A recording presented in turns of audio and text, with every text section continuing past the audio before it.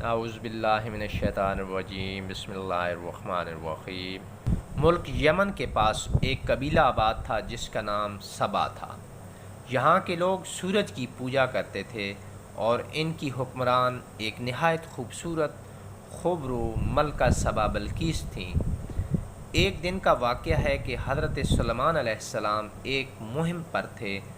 انہوں نے دربار لگایا، سب سپہ سالاروں سے رپورٹ لینے کے لیے۔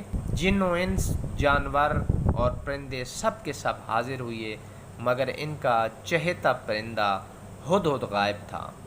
آپ علیہ السلام نے پوچھا، ہدہد کہاں ہے؟ پر وہ نظر نہ آیا تو سلیمان علیہ السلام نے فرمایا، ایسے موقع پر ہدہد کا غائب ہونا بڑا جرم ہے۔ اگر وہ اپنی غیر حاضری کی معقول وجہ پیش نہ کر سکا تو اسے ذبح کر دیا جائے گا۔ ابھی یہ گفتگو ہو رہی تھی کہ ہدہد حاضر ہو گیا۔ تم کہاں تھے؟ پوچھا گیا۔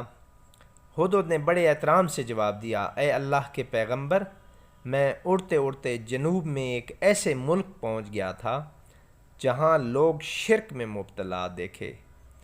وہ سورج کی پوجا کرتے ہیں۔ ان کی ملکہ بڑی شان و شوکت والی اور ایک عظیم و شان تخت کی مالکہ ہے، اور وہ بھی سورج کی پوجا کرتی ہے۔ وہ اپنے بہت بڑے تخت پر بیٹھ کر حکومت کرتی ہے۔ اس کے تخت میں قیمتی ہیرے جواہرات اور لال و زمرد جڑے ہوئے ہیں۔ قوم یمن پر ملکہ سبا کی حکومت تھی اور جنوب عرب کے کئی علاقے بھی ان کی حکمرانی میں تھے۔ اگر تمہاری بات سچ ہے تو میرا خط اس ملکہ تک پہنچاؤ کہ وہ اور ان کی قوم شرک سے باز آ جائیں اور دین کی راہ اپنائیں۔ خط پہنچانے کے بعد وہاں بیٹھ کر سنو وہ کیا رد عمل اختیار کرتے ہیں، اور پھر آ کر مجھے خبر دو۔ حضرت سلیمان علیہ السلام نے ہدہد کو حکم دیا اور خط لکھوایا۔ حضرت سلیمان علیہ السلام نے ملکہ بلقیس کو مخاطب کر کے لکھا، بسم اللہ الرحمن الرحیم، یہ مکتوب سلیمان کی طرف سے ہے۔ اللہ رحمان رحیم کے نام سے شروع کیا گیا ہے۔ مضمون یہ ہے کہ میرے مقابلے پر سرکشی نہ کرو، مسلم و مطیع بن کر میرے پاس حاضر ہو جاؤ۔ یہ خط دراصل ملکہ سبا اور اس کی قوم کی طرف دعوت اسلام تھی۔ انہیں شرک سے ہٹا کر توحید کی طرف لانا تھا۔ ہدہد نے خط لے جا کر ملکہ بلقیس کی گود میں گرا دیا۔ اس وقت گرایا جب وہ سورج پرستی کے لیے جا رہی تھی۔ ملکہ حضرت سلیمان علیہ السلام کا خط پڑھ کر حیران رہ گئی اور اس نے دربار بلوایا۔ ملکہ کے دربار میں اس وقت 300 کے قریب سردار بیٹھے تھے۔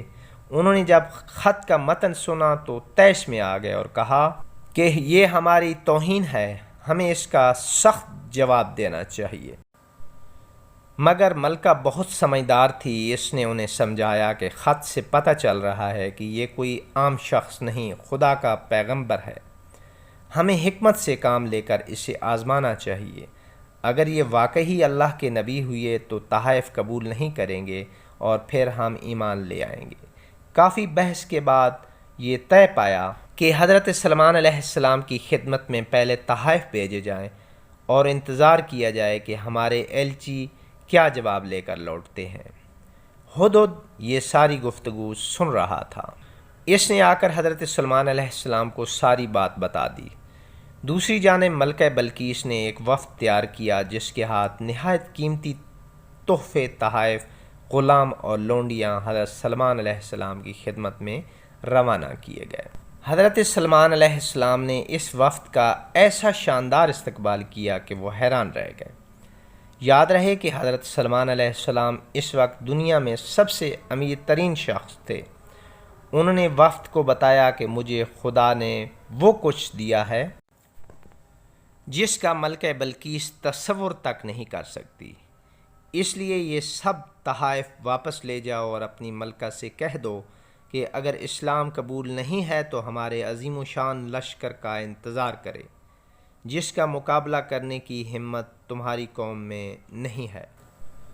وفد جب واپس چلا گیا تو حضرت سلیمان علیہ السلام نے اپنے وزیروں اور جنات کو بلا کر کہا، تم میں سے کون ہے جو ملکہ بلقیس کا تخت اس کے یہاں پہنچنے سے پہلے لے آئے؟ ملکہ سبا کا تخت 80 گز لمبا اور 40 گز چوڑا تھا، سونے چاندی اور قیمتی جواہرات سے مرصع تھا۔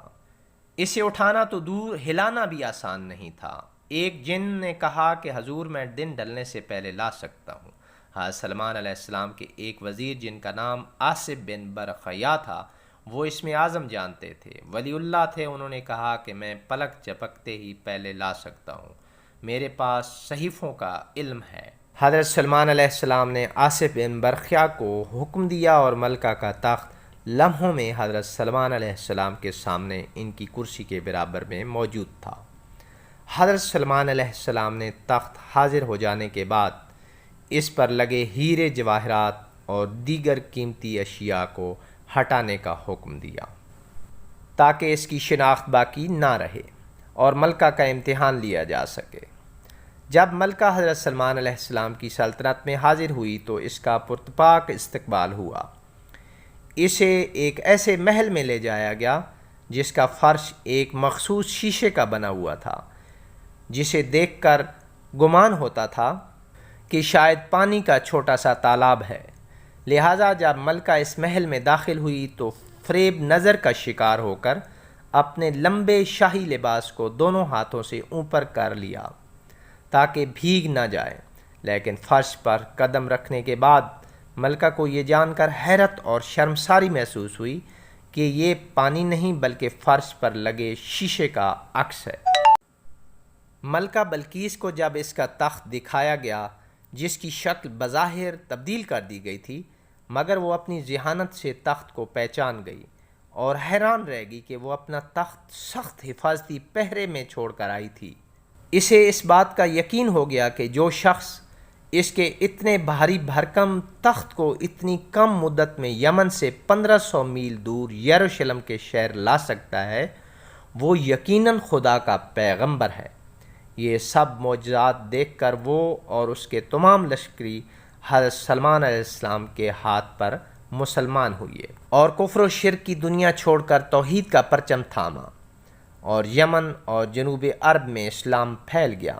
تاریخ میں لکھا ہے کہ بلقیس نے حضرت سلمان علیہ السلام سے شادی کر کے باقی زندگی ان کے حرم میں گزاری۔ سبحان اللہ۔